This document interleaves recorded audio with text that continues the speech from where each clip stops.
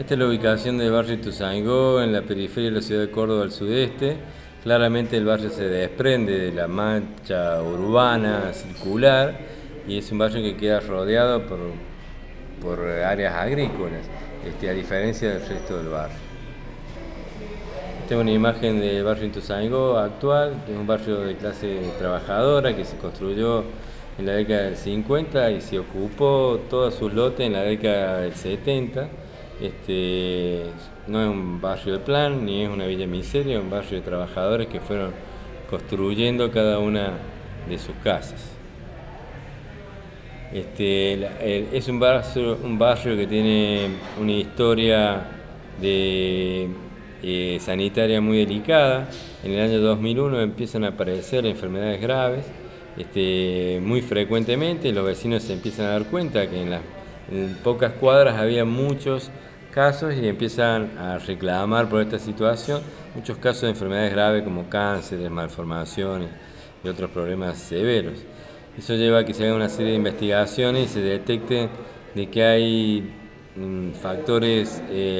ambientales contaminantes como arsénico, como cromo y plomo en el suelo, plaguicidas también en el suelo y en el agua, y hay transformadores con PCB. Y las fuentes también de contaminación de los campos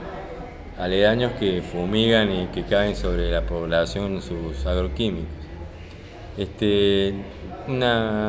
el primer relevamiento que hace el Ministerio de Salud de la provincia, en 2003 encuentra 40 casos de cánceres sobre 4.800 habitantes, muchos casos de leucemia excesiva, una tasa de leucemia que se multiplicaba por 10 a la esperada en el mundo.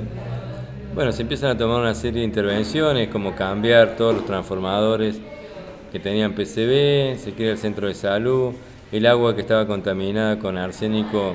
se cambió por la fuente de agua que tiene la ciudad, que es agua de la Sierra de Córdoba,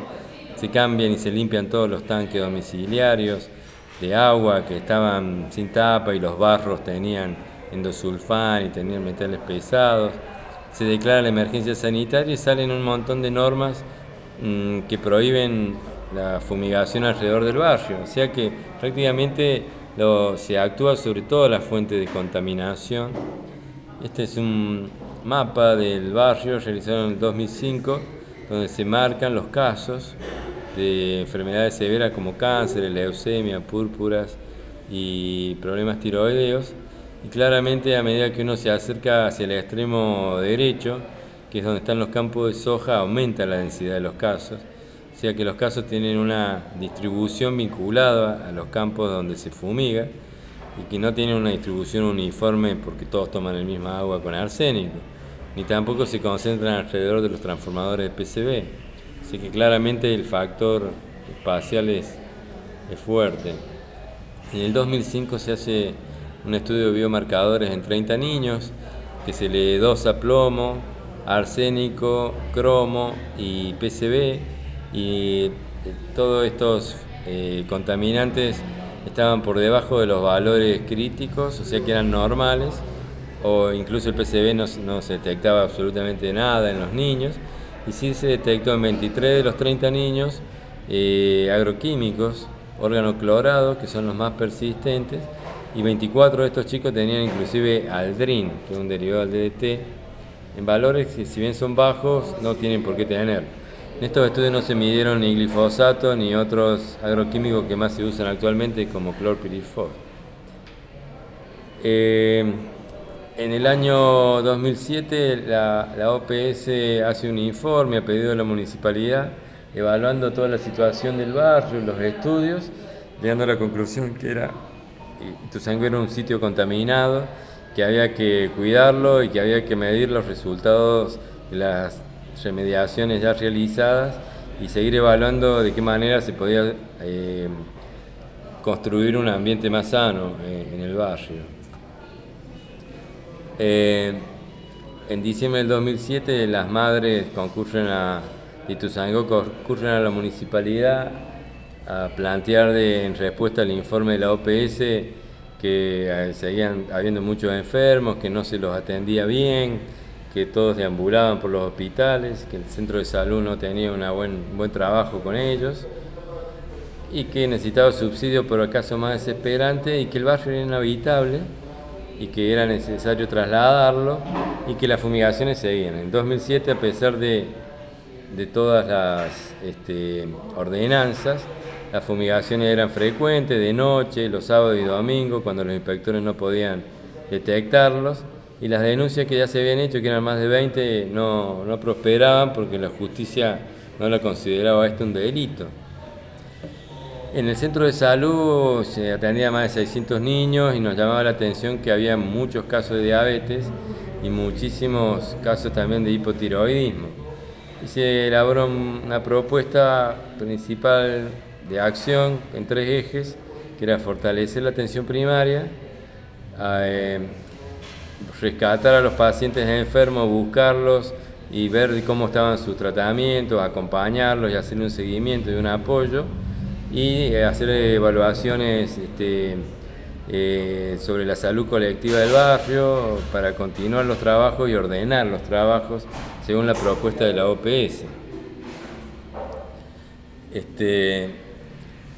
Sin embargo, el 21 de diciembre de 2007 encontramos que a 200 pasos del límite del barrio ya estaba sembrada la soja estaba creciendo y avisamos públicamente que nosotros no íbamos a tolerar de que se fumigara en ese lugar, que el barrio no estaba en condiciones de tolerar este tipo de prácticas agresivas, con venenos que cayeran sobre la población. Y bueno, en este mapa se puede ver claramente lo que era el campo de Parra y el campo de Gabriel, que son los imputados hoy en la causa por fumigaciones. Cuando decíamos que nosotros entendemos que la causa principal o un factor decisivo en la generación de las enfermedades que tienen los vecinos ituzaingos son los plaguicidas, lo decimos porque estas enfermedades empiezan a aparecer del año 2000 en adelante, y es desde esa época en que aumenta notablemente la cantidad de agroquímicos que se utilizan en la Argentina, pasando de utilizar 50 millones de kilolitros por año a pasar a utilizar 340 millones de kilolitros por año el año pasado, y de usar en una misma hectárea 3 litros de glifosato a usar 10 a 25 litros de glifosato, porque las plantas se hacen resistentes, los insectos se hacen resistentes, y este sistema lleva a que cada vez se use cada vez más. Entonces la respuesta dosis,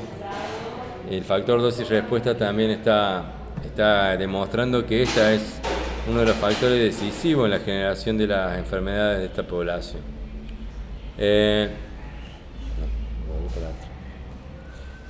El otro factor que decíamos era el factor espacial. En esta placa se ve claramente la distribución de los casos en el mapa y los campos de soja. Ese primer mapa era el año 2005, en el año 2009 se hizo una nueva encuesta en todos los domicilios, mucho más sistemático, mucho mejor organizado, y volvimos a encontrar que en el extremo este del barrio, sobre todo en el extremo sudeste del barrio, sigue habiendo un clúster o una concentración anormal de casos muy notables de este tipo de enfermedades de causas ambientales, lo cual vuelve a plantear de que sigue existiendo el factor de las fumigaciones como el principal, y hay diferencia con el cuadro anterior porque muchas familias ya se habían ido del barrio, habían logrado emigrar de un lugar que las enfermaba. Bueno, en el año 2010 las facultades de medicina empiezan a tomar el problema de los agroquímicos como una cuestión grave. Se realiza un congreso en la Facultad de Medicina de Córdoba y otro congreso en la Facultad de Medicina de Rosario en el 2011, donde se rescata los datos de los médicos de los pueblos fumigados que plantean situaciones muy similares a las que se ve en Barrio Ituzaingó.